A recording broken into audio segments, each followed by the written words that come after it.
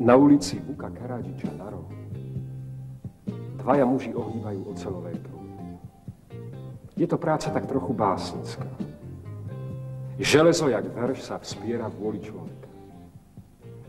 Ale verš za veršom a je z toho jedinečná báseň.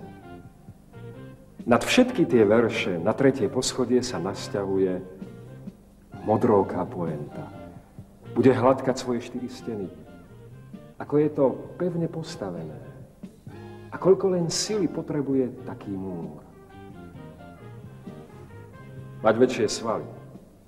Stal by som sa ohýbačom železa.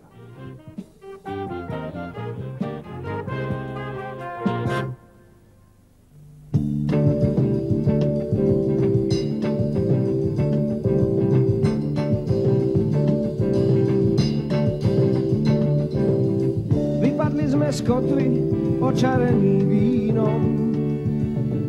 Uzreli sme muža s chlapcom, zrejme synom, ktorý vyzeral tak najviac na 6 liet. Stratili sa v bráne na Ventúrskej 12 a v zápätí z okna zaznel menuet.